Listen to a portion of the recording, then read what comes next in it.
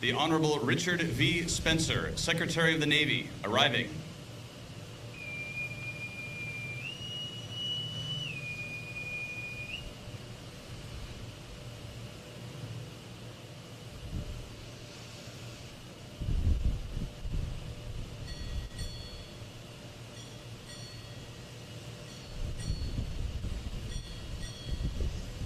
Seventh Fleet, arriving.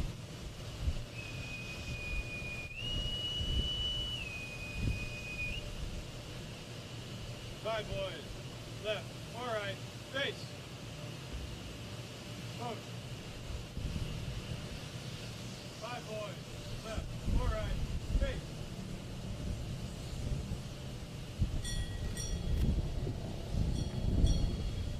John S. McCain, arriving.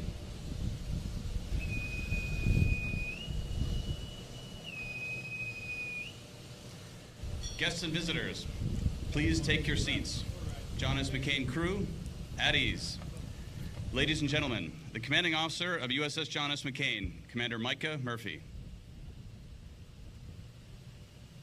Good morning. Secretary Spencer, Vice Admiral Sawyer, distinguished guests, officers and crew of the USS John S. McCain, thank you for being here this morning to mark this historic and unprecedented ship rededication. July 12th has a special connection with ships named USS John S. McCain and the McCain family. On July 12th, 1952, Mrs. Roberta McCain, the ship's sponsor, bashed a bottle of champagne across the bow of the first USS John S. McCain, named after her father-in-law, Admiral John Sidney McCain Sr., as it was launched into the warm summer water in Bath, Maine.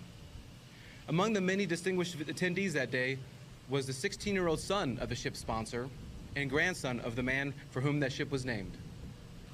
Almost exactly 42 years later, on July 2nd, 1994, this great ship was commissioned, also in Bath, Maine. Present again was a long list of distinguished guests and members of the now well-known, renowned military family, the McCains. This time, the namesake of the USS John S. McCain also officially included Admiral John S. McCain Jr. in recognition of his significant contributions to the Navy, our country, and his impact on the Pacific region. At this commissioning ceremony, that 16-year-old at the first event, in his own right, an accomplished retired naval aviator, prisoner of war survivor, senator from the great state of Arizona, and an emerging leader on the world stage. Now, to my knowledge, Senator McCain has visited the ship a handful of times.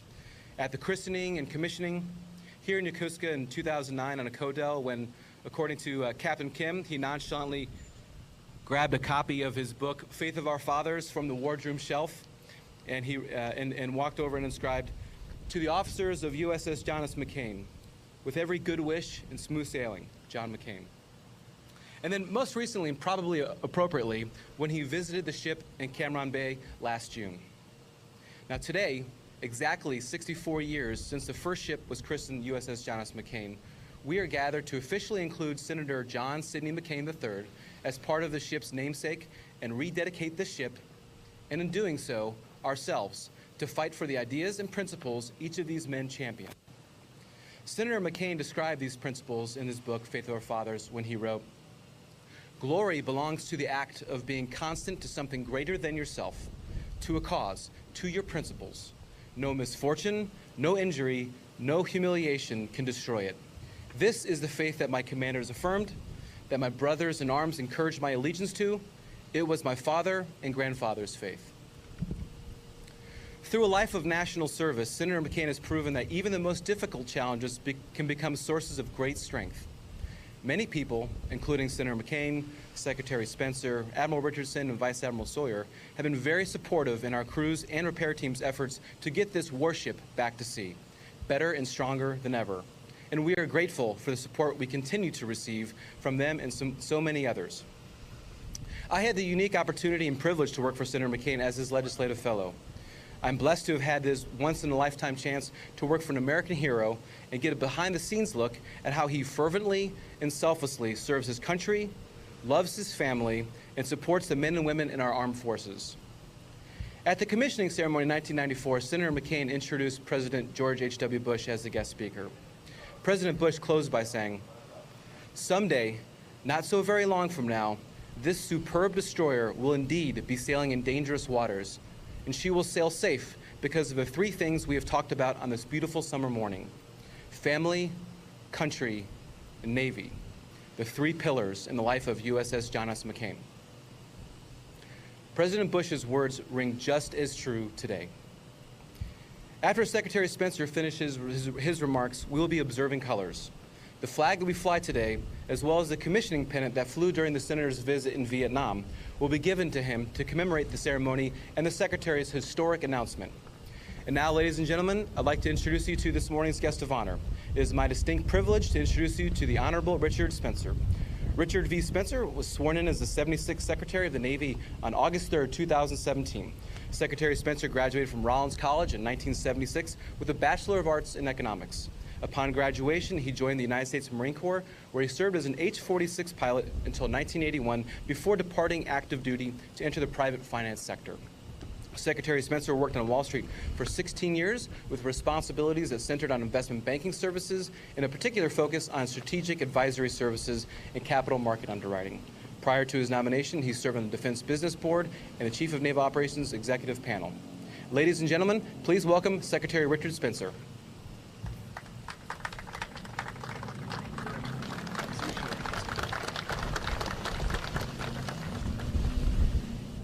I want to thank you all for being here today, Admiral, Captain. It's a very meaningful day for our Navy family, because here today we're going to honor one of the great names in American history across the board, John S. McCain. It's a name in three parts and a name that has three stories. Today, we add the name and the story of Senator John McCain, the spirit of the mighty vessel which always carries the legacy of his father and grandfather. As a warrior and a statesman, he always put country first. Senator John McCain never asked for this honor, nor would he never seek it. But we would be remiss if we did not etch his name alongside his illustrious forebearers, because this country would not be the same if it were not for the courageous services of all three of these great men. It's hard to believe it, but the name McCain was once synonymous with the Army. From Washington to Pershing, there was always a McCain standing by to fight on land. But the first namesake of this vessel took his name to sea when Senator John S. McCain Sr., Sydney, bypassed the Great Gray of West Point to don Navy and gold. Beg your pardon, blue and gold, Navy blue and gold. After his career took him from coal-powered battleships of Teddy Roosevelt's Great White Fleet to the flight training he completed in his 50s, Sydney embraced innovation and change at every turn. And it was his combined background on the surface and in the skies that helped inform his historic decision to turn his ships into the wind at Leyte Gulf and launch from well beyond normal range. This daring maneuver, as some of you well know, provided critical air cover for the landing and likely hastened the end to World War II, paving the way for a new era of peaceful partnership exemplified by the presence of this ship in the yard today. Unfortunately, Sydney did not live to enjoy that peace. But he did get to shake the hand of his son, Jack, on board a submarine tender in Tokyo Harbor days after the armistice was signed. Like his father, John S. McCain Jr. excelled in a new era of naval warfare. But while his father took to wave and air, Jack went below, commanding 3 submarines through intense action before the war was over. Jack continued to push the spirit of innovation through many more commands at sea before assuming command of Naval Forces Europe. As a renowned speaker, leader, and teacher, he inspired a whole generation of great Navy leaders. He was fond of saying, "The 20-year-old Blue Jacket is the backbone of the United States Navy," a constant that remains true to this day. He knew where the true strength of the Navy resided and continued to reside. It is in our people. He then carried that conviction into a distinguished tour as Commander-in-Chief of the Pacific Fleet at the height of the Vietnam War.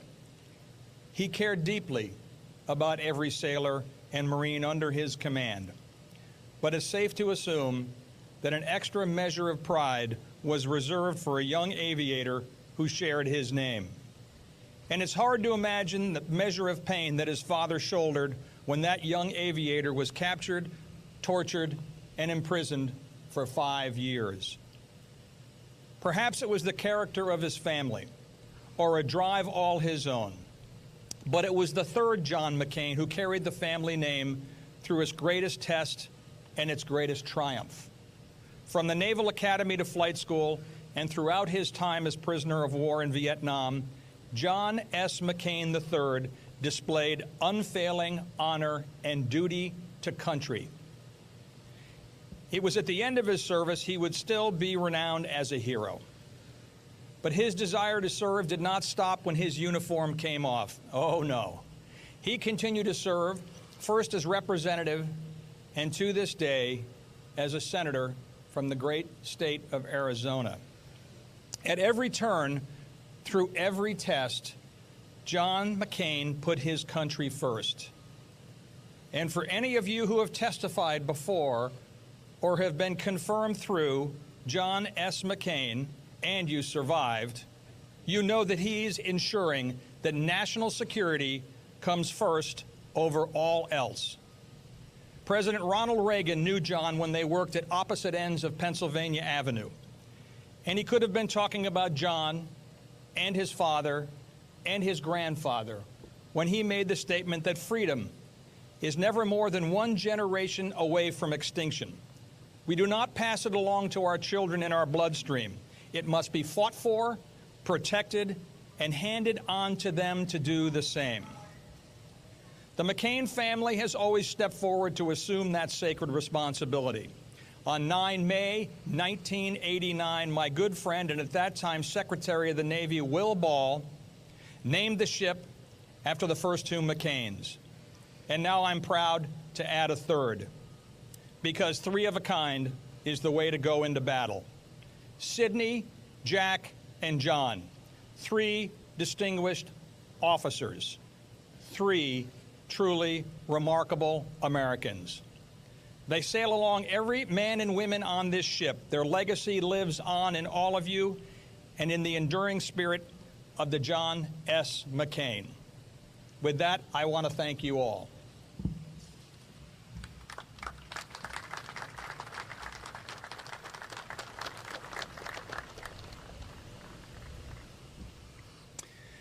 Department of the Navy, Office of the Secretary, SecNav Notice 5030, from Secretary of the Navy. Subject, name added to ship currently in the fleet. Purpose, to advise addressees of the approved name expansion for the guided missile destroyer USS John S. McCain, DDG 56, to include Senator John S. McCain III.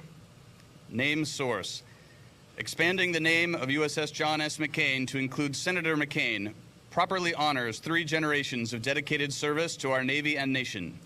Admiral John S. McCain served as a Distinguished Carrier Task Force Commander of World War II. Admiral John S. McCain, Jr. served as the former Commander-in-Chief, U.S. Pacific Command. Senator John S. McCain III continued the legacy of service as a naval aviator during the Vietnam War.